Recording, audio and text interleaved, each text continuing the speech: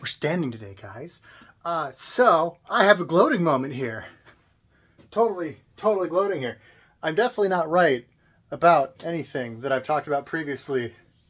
I swear. There's nothing to see here. This is definitely not correct at all. Anyway, so Final Fantasy. I called it.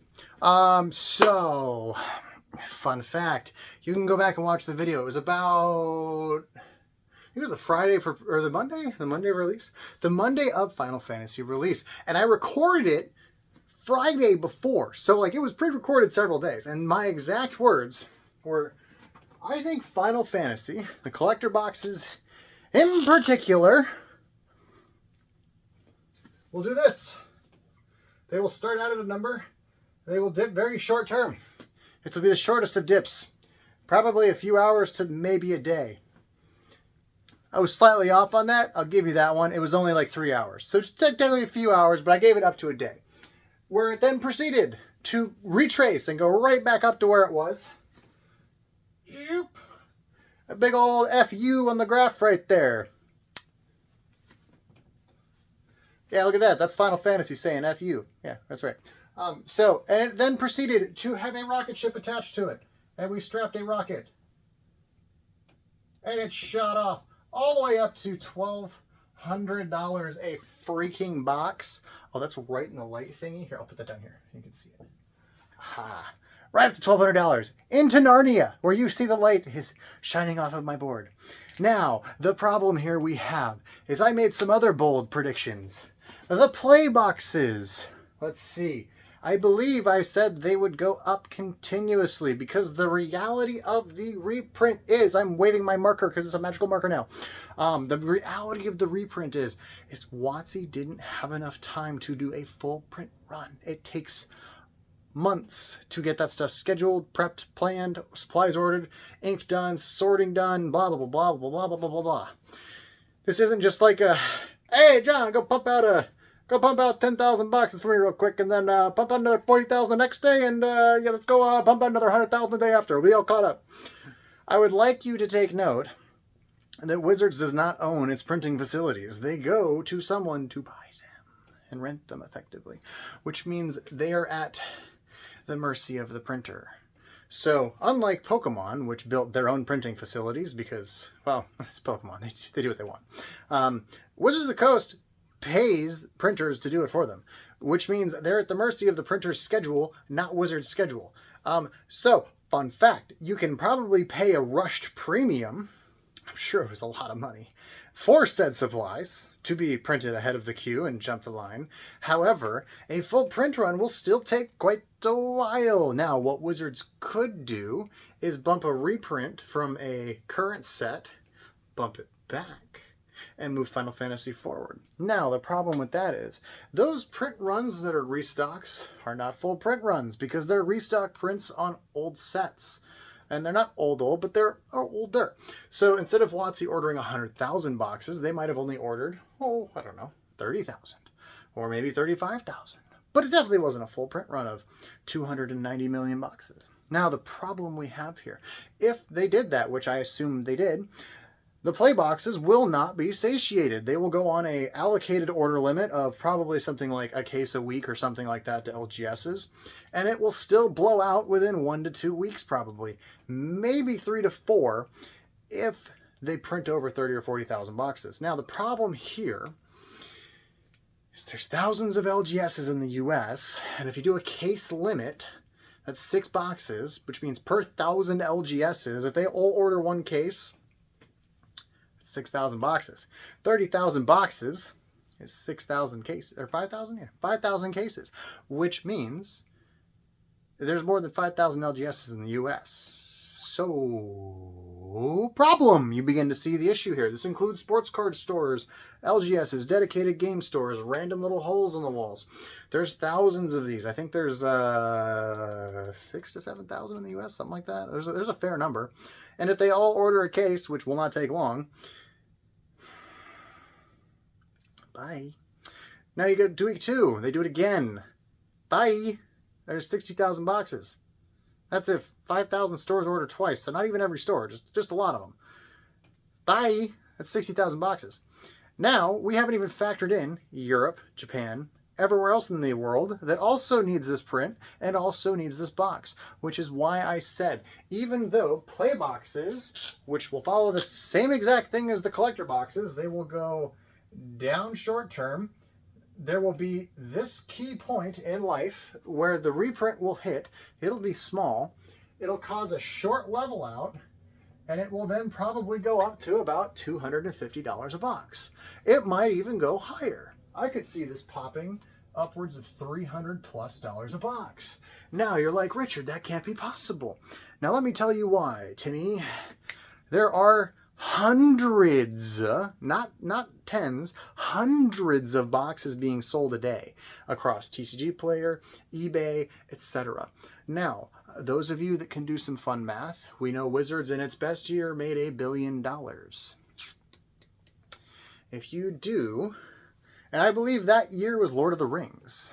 Was it Lord of the Rings? I don't think it was. It might not have been.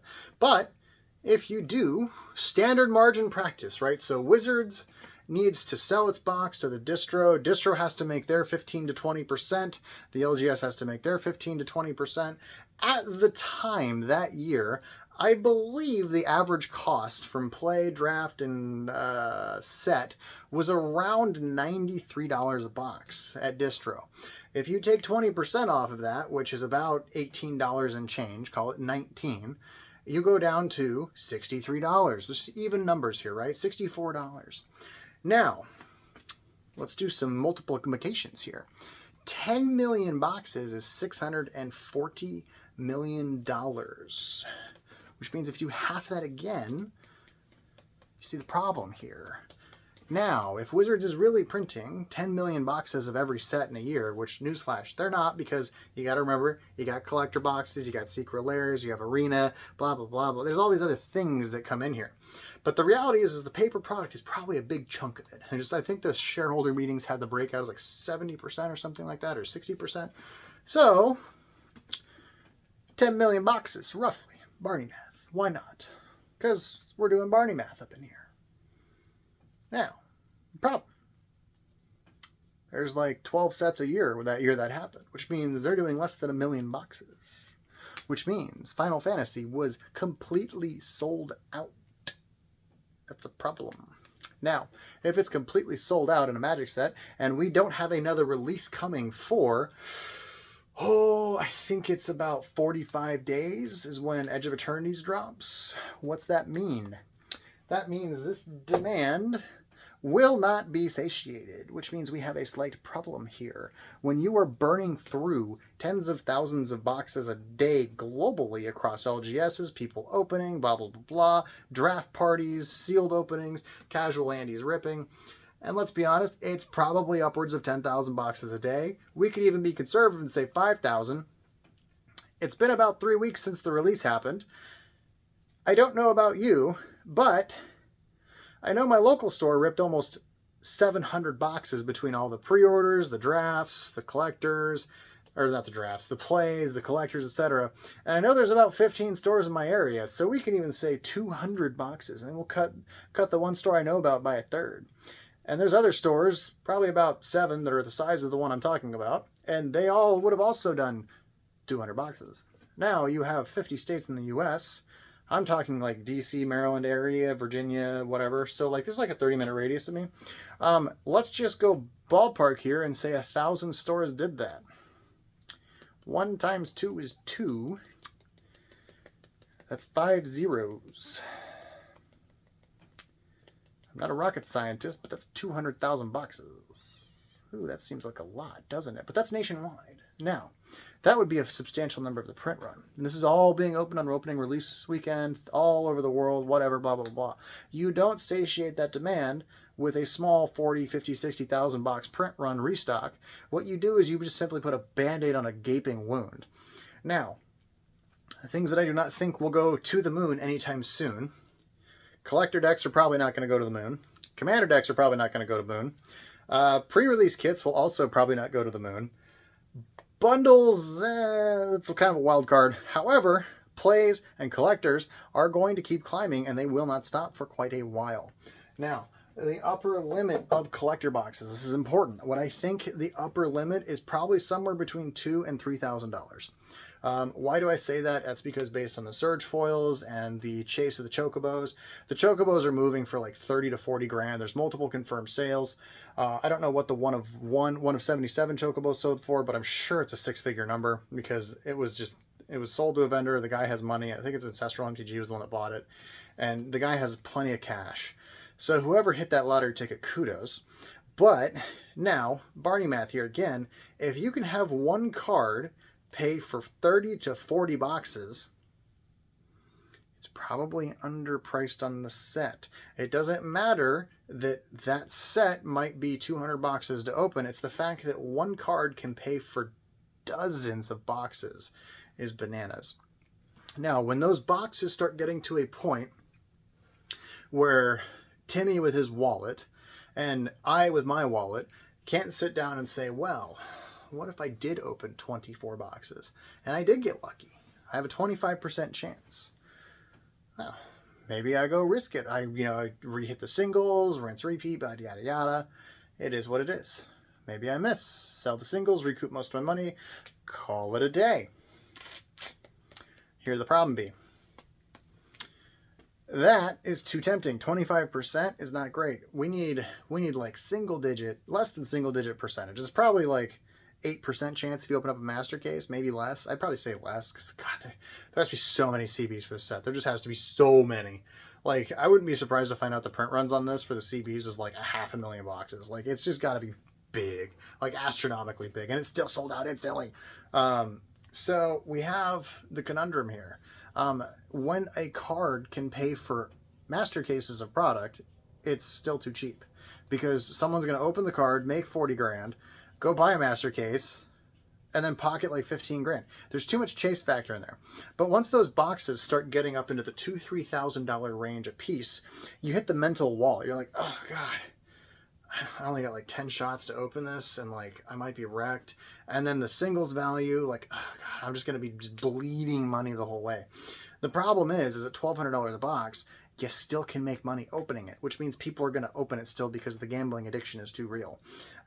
Fair personal warning as someone who has literally opened up thousands of boxes. It is both enjoyable and a lot of work, but very satisfying when you hit the big hit because it's just so good. Now, the interesting problem we have is once that starts to hit the $2,000 to $3,000 range is when you will see some softness. I think that you will see large bumps from $1,200 to $1,400, from $1,400 to $1,600, $1,700, and it'll kind of do this little yo-yo thing. It'll keep jumping up in chunks. It's crazy. I called the last time this happened like literally to a T. We'll see how close I am this time. I'm not even going to put timelines on this. I'm just going to tell you what's going to happen.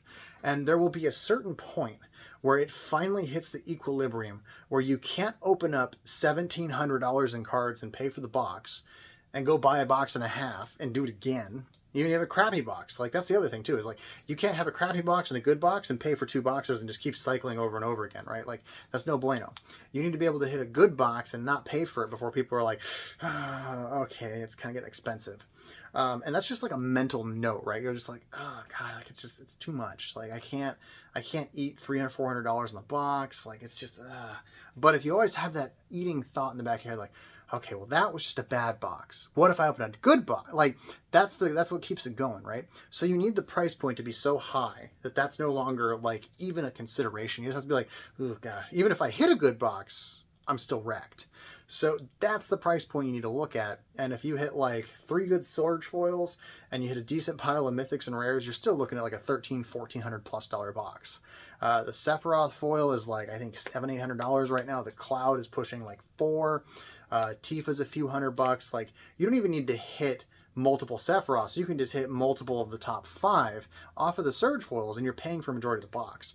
And that's the problem we have. So one of two things has to occur. Singles have to go down or box prices have to go up. This is very simple logic. I don't know which one will happen first, but we'll find out, won't we? I'll see you guys in a few weeks for the next Final Fantasy to the Moon update. Bye.